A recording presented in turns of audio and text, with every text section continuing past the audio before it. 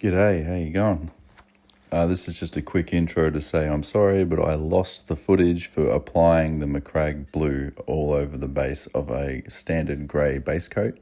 So I'll just mention it here now and I'll just jump straight into the video. Thanks.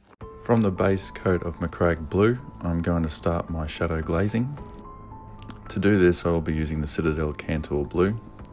I like this specific colour for my Ultramarines, especially from McCrag blue base, as the two colours subtly blend easily without any mixing, as you can see here. The goal here is to darken the more shaded areas of the model. So you're looking at just under the forearm area, areas around the helm, and to help define the shape a bit more, the bottom half of the thigh and the calf areas and so on.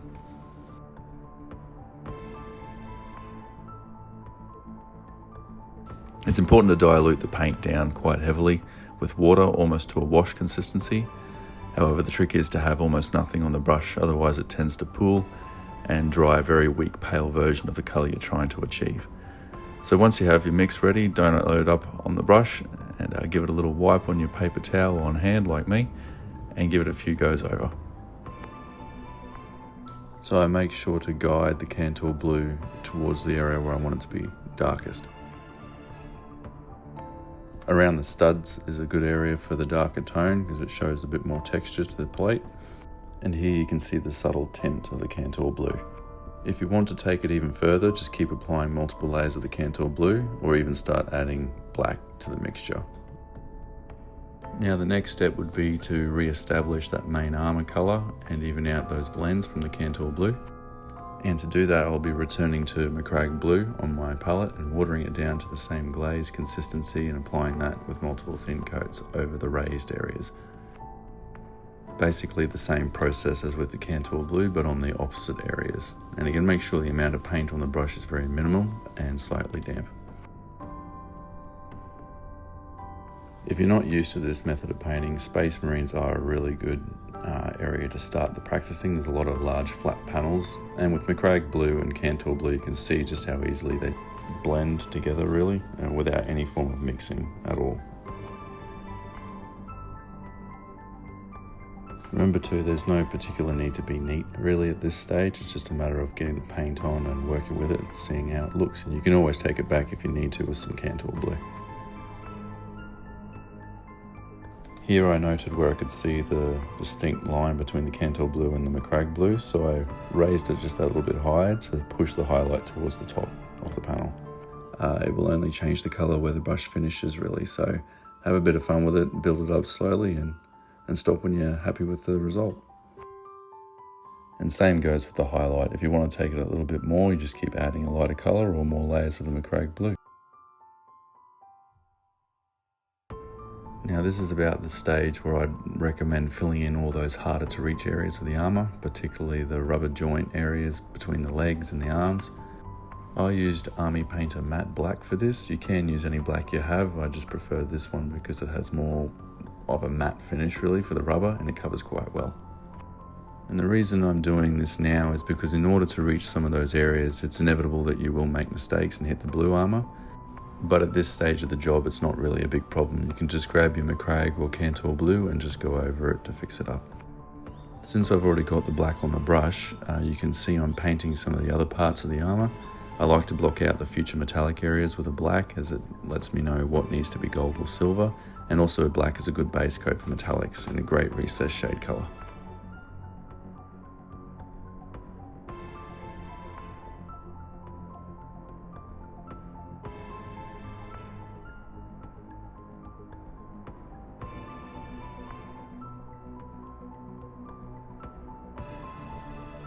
Of course, what you want blacked out or silver or gold on your Legionary is completely up to you.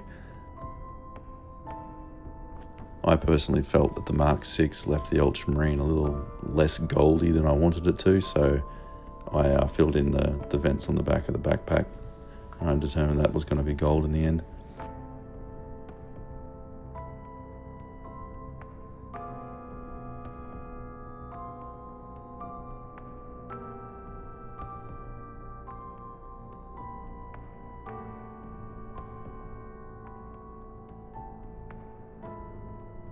And in the end, I had something like this.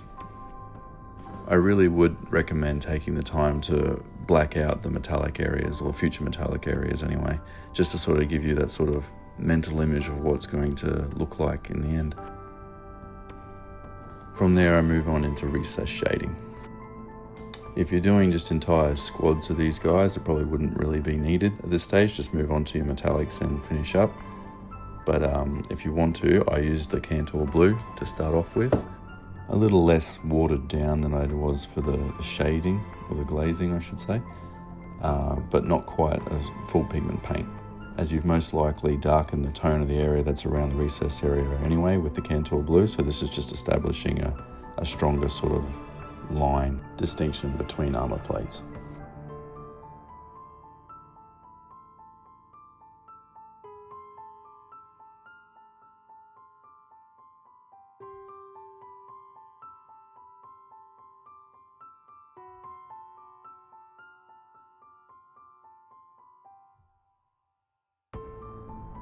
Then once I've established all the recess areas with the Cantor Blue, I'm bringing out a very heavily watered down Citadel's Corvus Black, just to really deepen that blue.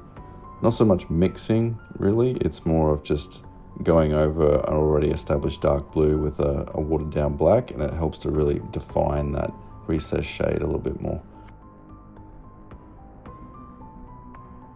I definitely prefer to use watered down actual pigment paints as opposed to something like Nuln Oil washes, as the washes tend to sort of dry quite glossy, and I don't really like the glossy look between the armor joints. I think it should be more toned down and flat.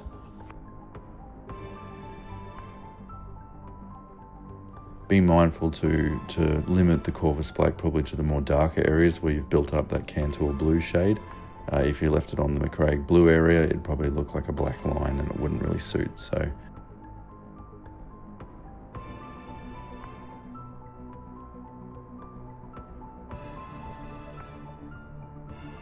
now here I did something a little different than what I normally do. I went straight to Calgar Blue, which is quite a significant jump from McCraig Blue. I'd probably do this for my normal standalone troops, just to sort of get a highlight on it quickly. I do try to save the more gradual glazes up for special characters and squad leaders. So with this, I'm quite happy with just going straight to the Calgar Blue. But I will stress again, it's an extremely high jump from McCraig Blue, so keep the lines very, very thin as you can, and still probably aim to get them towards the extreme edges. Let the McCraig Blue glaze that you did earlier speak volumes for the highlight, not so much the Calgar Blue edge highlight.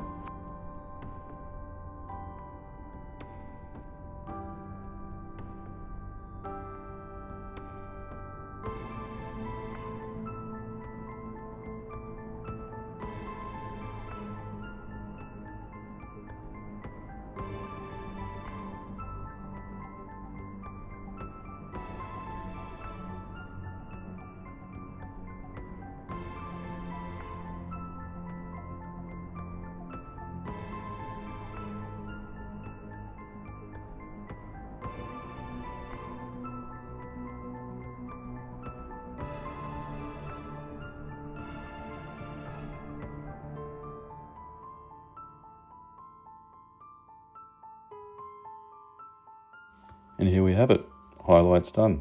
And as I said, this is probably as far as I'd go for a standard Legionnaire in a unit. There's no point really pushing them further. Save that for your special characters and squad leaders.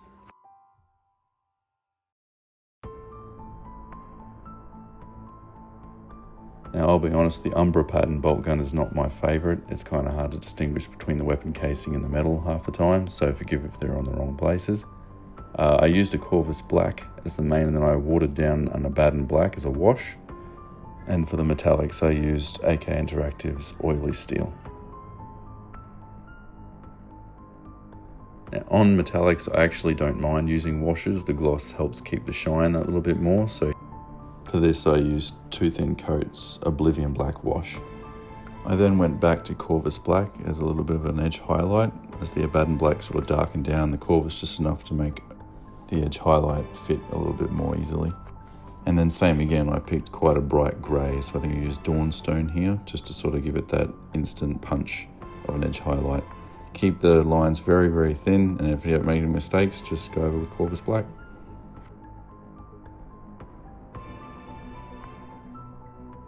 And here I just added a couple of multiple coats of the wash into the deeper recesses of the metallic areas, just to give them a little bit more shading and grit.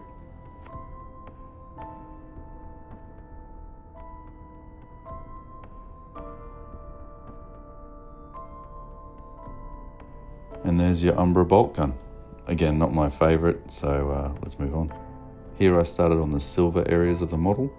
You can use the same silver you use for the bolt gun if you want. I personally wanted a bit more of a darker silver, just to sort of give a little bit of a difference between the weapon and his actual silver areas on his armour. So I used Pro Acryl's dark silver for this. AK Interactive and Pro Acryl have some of the best metallics. I would recommend using them. This dark silver went on really, really smooth, and it doesn't overly blast with a bright silver. As you can see, it's quite subtle, so it fits in with the overall tone of the blue armour.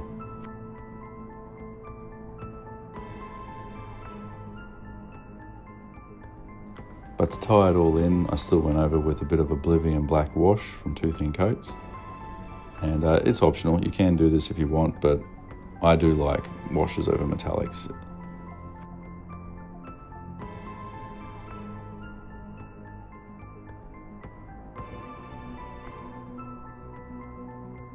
Now the leather strap was a bit of a new one for me. I hadn't really tried this recipe before. I just used 2 browns and 1 brown wash.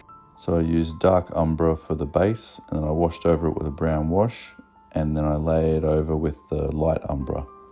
But I did use the glazing technique here too, so push the lighter one towards the brighter areas and the darker Umbra back down to the recesses, and you'll get some lovely transition between the 2 colours.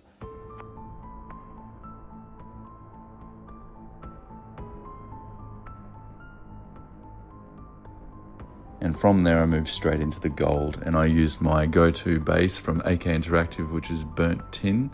It's a beautiful dark gold, and it really helps establish that recessed coloured shade for any upcoming gold you'd like to use.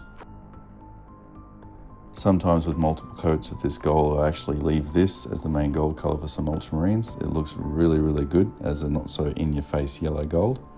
But with the Horus Heresy, I'd like to do that little bit more yellow gold, so I grabbed brass, ironically enough, from AK Interactive and went over all the gold areas with this colour.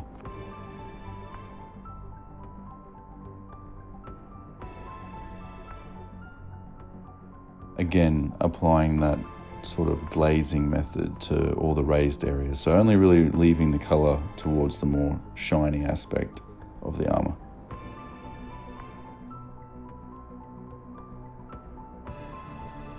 As ever, with the Horus Heresy metallics, I do wash them down to sort of match the grit and grime of the rest of the armour, and there I used Reikland Flesh Shade from Citadel.